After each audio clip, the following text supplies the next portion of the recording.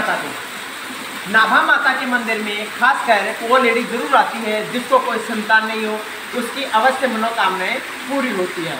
उस लेडीज़ को यहाँ पर नाभा माता में आने के लिए, पूजा करवाने के लिए उसको कुछ सामान की ज़रूरत पड़ती है, पूजा सामग्री की ज़रूरत पड़ती है, जो कि पूजा सामग्री के अंदर उस लेडीज़ को और उसके हस्बैंड को क्या लाना पड़ता है कि उसको एक गदा वाला नारियल लाना पड़ता है, माता का श्रृंगार लेके आना पड़ता है और चुन्नी माता को उड़ाने के लिए, ओढ़ने के लिए चुन्नी लेके आनी पड़ती है और उनको गोल फ्रूट जैसे सेब हो गए या अनार हो गए, जो भी सीजन चल रहा है अच्छे फ्रूट लेके आने पड़ते हैं, क्योंकि अंदर उनकी पूजा होती है। पूजा होने के बाद उनको वो फ्रूट खाने के लिए दिए जाते हैं, इसलिए उनको अच्छे बिना दाग धब्बे के सेब हो या अनार हो, गोल फ्रूट लाने पड़ते हैं।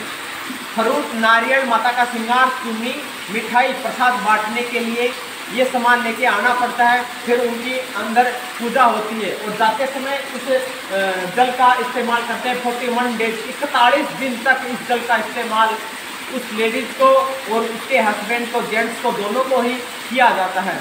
जेंट्स 41 डेज 41 दिन लगातार उस जल का इस्तेमाल करते हैं। रात को सोते समय, सुबह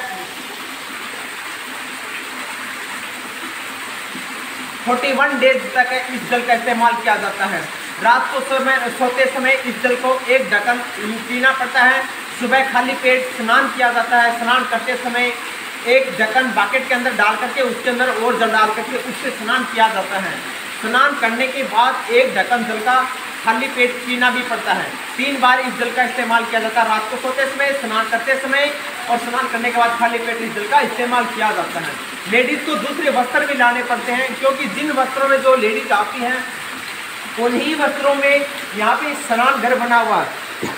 इस स्नान घर में वो लेडीज स्नान करती है, जिन वस्त्रों में आती है उन्हीं में स्नान किया जाता है। दोबारा वो वस्त्र धारण नहीं करते हैं, इसलिए उन वस्त्रों को अपने साथ लेकर के और बचते हुए जल में, नदी नालों में प्रवाहित कर देते हैं।